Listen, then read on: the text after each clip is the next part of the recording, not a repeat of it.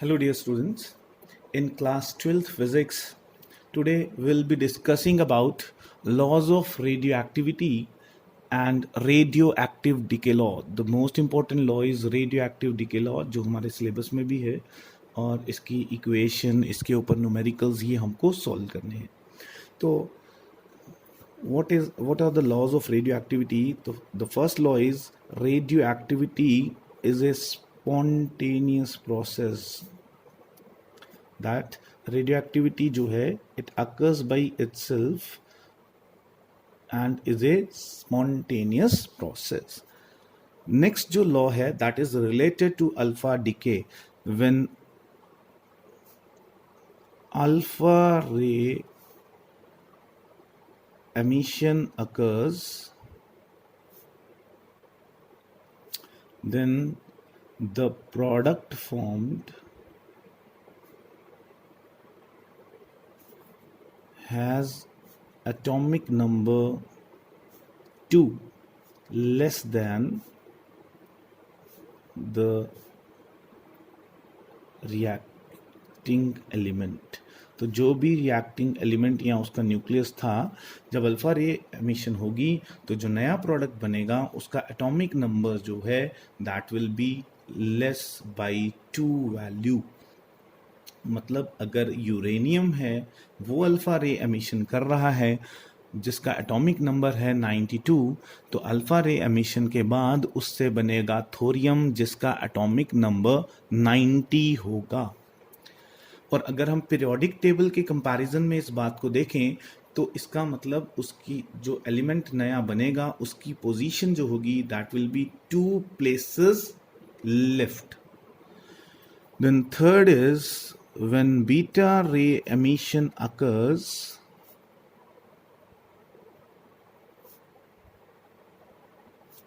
the new element formed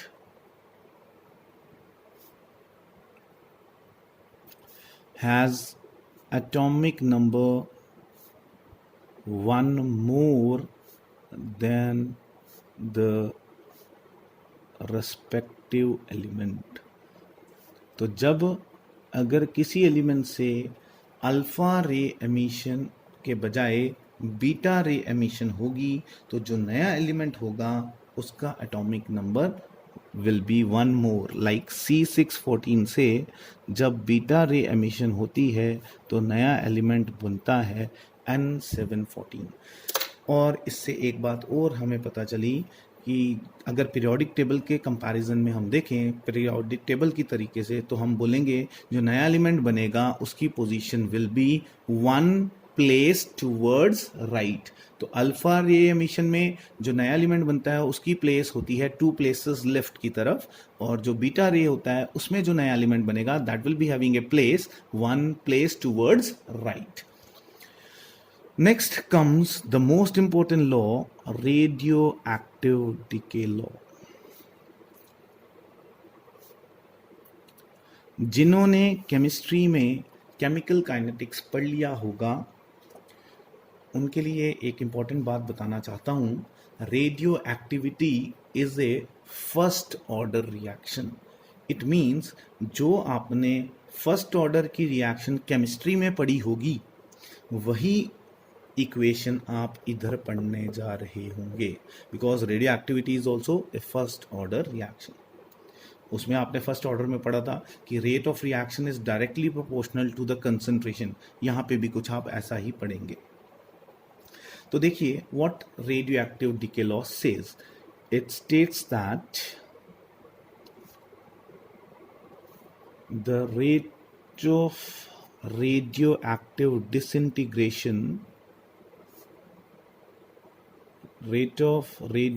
disintegration at any stage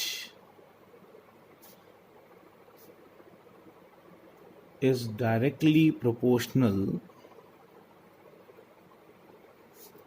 to the number of atoms left at that stage. For example, suppose करते हैं there is a radioactive element जिसमें atoms की initial concentration थी n naught. मैंने initial concentration कितनी ली है, n naught atoms, but disintegrate होने के बाद जो फाइनल कंसंट्रेशन किसी स्टेज पे आपने देखी वो रह गई एन। तो देखिए रेडियो एक्टिव डीके लॉ क्या कहता है, ये कहता है कि मान लीजिए फाइनल कंसंट्रेशन जब हमने देखी वो एन है, तो उस टाइम पे rate of radio active disintegration will be directly proportional to, किसके डायरेक्टली प्रोपोर्शनल होगा, फाइनल कंसंट्रेशन जो बची होगी उस टाइम पे, दैट इज एन। अब देखिए रेट ऑफ रिएक्शन को हम कैसे लिखते हैं, या rate of radio active disintegration क्या होगा। रेट होता है change in any physical quantity with respect to time, तो नीचे तो dt आएगा। अब ऊपर क्या आएगा, that will be change in the concentration of number of atoms, तो d ऑफ n। बट साथ ही इसमें मैं क्या लगाऊंगा, माइनस। माइनस यहाँ लगाने से क्या मतलब है कि ये बता रहा है कि नंबर ऑफ एटम्स जो हैं वो डिक्रीज कर रहे हैं। नंबर ऑफ एटम्स क्या कर रहे हैं, डिक्रीज कर रहे हैं। तो dn की वैल्यू देखिए नेगेटिव आएगी, क्योंकि ये मैं ज़रा रफ वर्क में कर देता हूँ। आपने पढ़ा है dn या dx जो भी होता है that is equal to final value minus initial value. तो आप खुद ही सोच सकते हैं n बड़ा है कि n not will be more, तो यहाँ पे dn की वैल्यू क्या आएगी, नेगेटिव।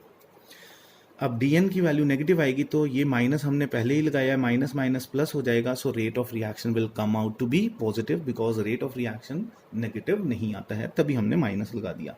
और ये माइनस साथ में ये भी इंडिकेट कर रहा है कि ये जो कंसंट्रेशन है वो डिक्रीज कर रही है, so it is directly proportional to n। अब प्रोपोर्शनलिटी हटाएंगे तो हम कांस्टेंट लगाएंगे, so that constant is lambda, where lambda is called as decay constant। अब जरा मैं n को इधर ले जाता हूं तो dt को इधर ट्रांसपोज कर देते हैं, तो minus dn by n is equal to lambda dt। अब अगर हम इसे इंटीग्रेट करेंगे दोनों तरफ, तो इंटीग्रेटिंग बोथ साइड्स, जब इंटीग्रेट करेंगे तो ये बनेगा minus integration of dn upon n is equal to integration of lambda is a constant, lambda बाहर आ जाएगा, इंटीग्रेशन ऑफ dt 0 से लेके t। अब इसकी dn अपॉन n की इंटीग्रेशन करनी है तो उसके लिए ज़रा याद करिए, रिमेंबर वन थिंग यूजिंग, आपने फॉर्मूला पढ़ा होगा 1/x dx की इंटीग्रेशन क्या होती है, it is log x to the base e।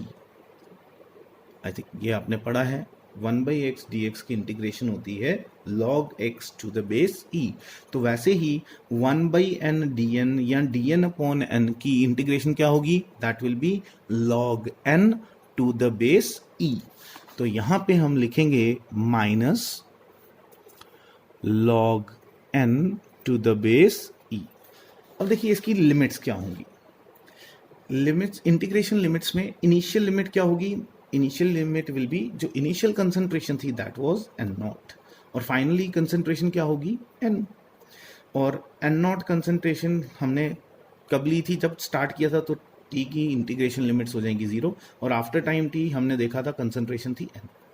जब हम आगे इंटीग्रेट करेंगे तो देखिए log to the base e n, integration limits क्या होंगी, एन नॉट से n is equal to lambda dt की इंटीग्रेशन आ गई t 0 से लेके t। अब ये बन गया माइनस, पहले हम लेंगे final limit log raise to the base e n minus log n naught to the base e equals to lambda, final limit t minus 0। ये माइनस अंदर जाएगा तो ये टर्म माइनस हो जाएगी, और ये माइनस माइनस प्लस, तो बन जाएगा log n naught to the base e minus log n to the base e equals to lambda t। अब यहाँ पे हमारा एक फॉर्मूला लगने वाला है log a minus log b। तो यूजिंग, आपने पढ़ा था log a minus log b equals to log a upon b। या उल्टा पड़ा होगा log a upon b is equal to log a minus log b, तो वही हम यूज करेंगे। तो इक्वेशन बन जाएगी log n naught upon n to the base e equals to lambda t। अब यहाँ पे हम बेस चेंजिंग फॉर्मूला लगाएंगे, या आपको मैंने सिंप्लीफाइड टर्म्स में बताया भी था कि log x to the base e को जब भी log x to the base 10 common log में कन्वर्ट करना है इस नेचुरल log को, तो कितने से मल्टीप्लाई करना होता है, 2.303 से। तो जब हम इसको कन्वर्ट करेंगे तो ये बन जाएगा 2.303 log to the base 10 n naught by n is equal to lambda t. तो t की वैल्यू यहाँ पे बन जाएगी 2.303 upon lambda log to the base 10 n naught by n। फिर यहाँ पे एक टर्म आती है हाफ लाइफ पीरियड। देखिए नाम से ही पता चलता है हाफ लाइफ पीरियड, तो वो टाइम पीरियड जिसमें जो एटम्स हैं रेड्यूस होके हाफ हो जाएं, that time period is called half life period. तो what is half life period? The time period in which number of atoms reduces to half। तो जब नंबर ऑफ एटम्स कितने रह जाएं, आधे रह जाएं, उसी को बोला जाता है हाफ लाइफ पीरियड। तो इसका मतलब ये हुआ कि if t will be equal to t half, अगर टाइम पीरियड जो है हाफ लाइफ पीरियड के बराबर है तो n की वैल्यू कितनी हो जाएगी, जितनी इनिशियल थी उसका आधा हो जाएगा। सो t की जगह अगर मैं लिखता हूँ t हाफ, तो ये बन जाएगा 2.303 upon lambda log to the base 10 n naught upon n की जगह क्या लिखेंगे, n नॉट अपॉन 2 ऊपर आ जाएगा, n नॉट कैंसिल, तो t हाफ की इक्वेशन बन जाएगी 2.303 upon lambda log 2 to the base 10। इसकी वैल्यू आप देखिएगा, it comes out to be 0.3010। और अगर हम इन दोनों वैल्यूज को मल्टीप्लाई करते हैं तो t half will be equal to 0.693 upon lambda। So this will be the equation t half equals to 0.693 upon lambda। So ऐसी ही इक्वेशन आपने केमिस्ट्री में पढ़ी होगी जब आपने फर्स्ट ऑर्डर रिएक्शन पढ़ा होगा। बस फर्क क्या होगा, वहाँ पे आप इस डीके कांस्टेंट की जगह लेते हैं रेट कांस्टेंट वर्ड, और उधर इक्वेशन बनेगी t half is equal to 0.693 upon k. तो एक बार फिर दोबारा देखते हैं करना क्या था। तो what radioactive decay law says, it says rate of radioactive decay जो है at any stage of the reaction is directly proportional to the number of atoms present at that situation। मतलब जब number of atoms कम होंगे तो rate of reaction भी कम हो जाएगा। Obvious है, because rate is directly proportional to concentration. तो concentration बढ़ेगी तो रेट बढ़ेगा, कंसंट्रेशन कम होगी तो रेट ऑफ रिएक्शन भी स्लो हो जाएगा। मतलब जब आपने रिएक्शन स्टार्ट की होगी उस टाइम पे उसका रेट ऑफ रिएक्शन हाई होगा, मतलब ज़्यादा एटम्स डीकम्पोज होंगे। और जब रिएक्शन जो है वो स्लो हो जाएगी, मतलब जब एटम्स डीकम्पोज होना स्टार्ट हो जाएंगे तो आहिस्ता आहिस्ता रिएक्शन स्लो होती जाएगी।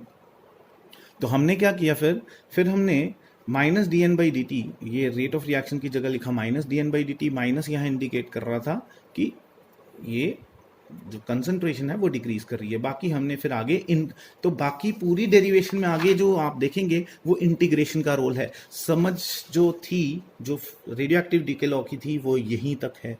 उसके बाद सारा रोल इंटीग्रेशन का है। तो जिसको इंटीग्रेशन आती होगी ही विल डेफिनेटली, उसके लिए ये जो रिएक्शन होगी, ये इक्वेशन होगी, ये डेरिवेशन होगी, that will B so easy.